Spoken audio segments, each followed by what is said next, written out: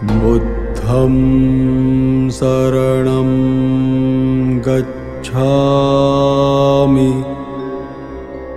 बुद्धं शरणं गच्छामि।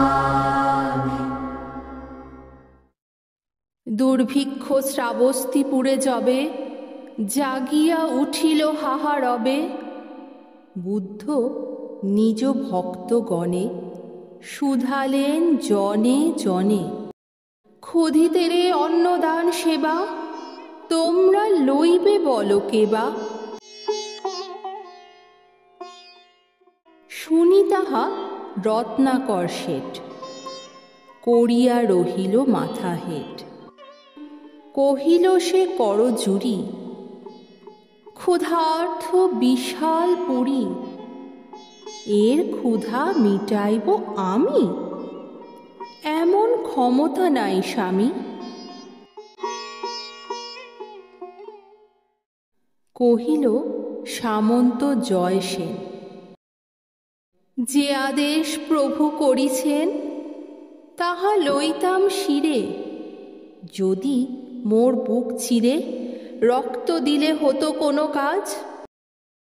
মোর ঘরে অন্য কোথা আজ।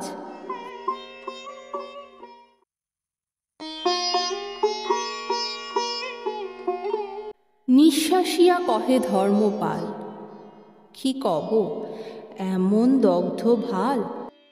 আমার সোনার ক্ষেত শুষিছে অজন্মা প্রেত, রাজকর জোগানো কঠিন, হয়েছি অক্ষম দিনহীন।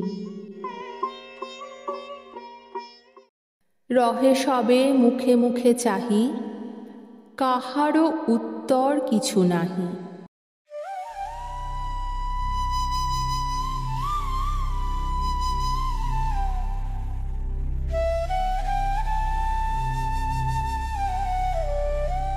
নির্বাক সে সভা ঘরে ব্যথিত নগরী পড়ে, বুদ্ধের করুণ আঁখি দুটি সন্ধ্যা তারা সম রহে ফুটি।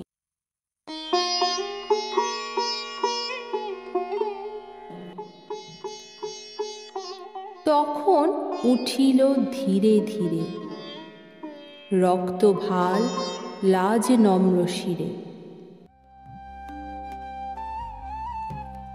অনাথ পিণ্ডত সুতা বেদনায় অশ্রুপ্লুতা, বুদ্ধের চরণ রেণু লয়ে মধুকণ্ঠে কহিল বিনয়ে।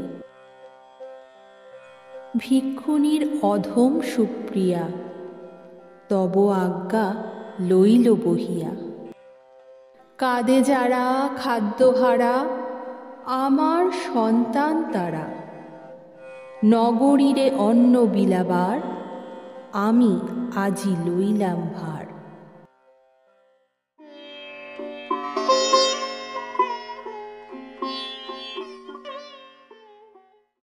বিস্ময় মানিল সবে শুনি, ভিক্ষু কন্যা তুমি যে ভিক্ষুণী।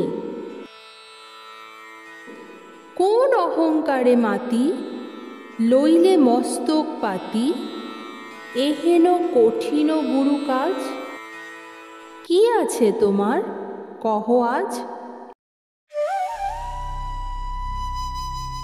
কহিল সে নমি সবা কাছে, শুধু এই ভিক্ষাপাত্র আছে।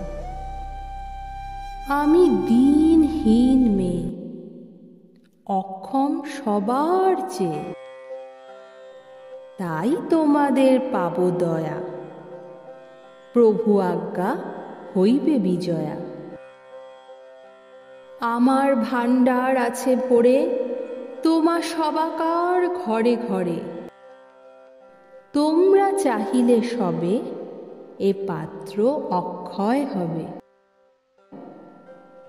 ভিক্ষা অন্নে বাঁচাবো বসুধা, মিটাইব দুর্ভিক্ষের ক্ষুধা।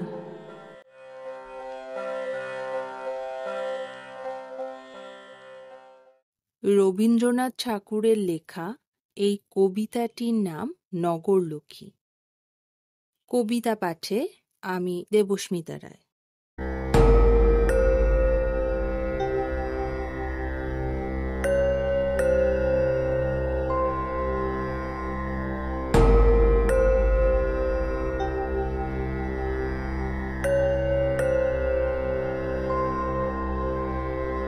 बुद्धं शरणं गच्छामि।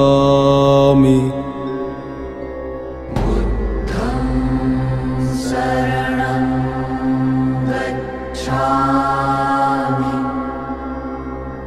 धम्मं शरणं गच्छामि।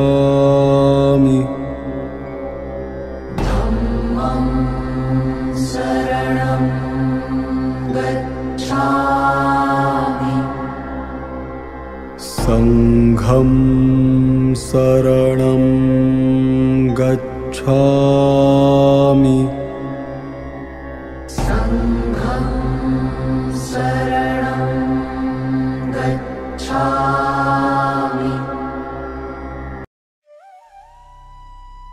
লক্ষ্মী শব্দের সমার্থক হল সমৃদ্ধি। কথা ও কাহিনী আখ্যান কাব্য সংকলনের অন্তর্গত এই কবিতাটি বুদ্ধের শিক্ষার ওপর আধারিত মানবতার পূর্ণ রূপটি তুলে ধরেছে। মানুষ আজ ষড়রিপুর দাস।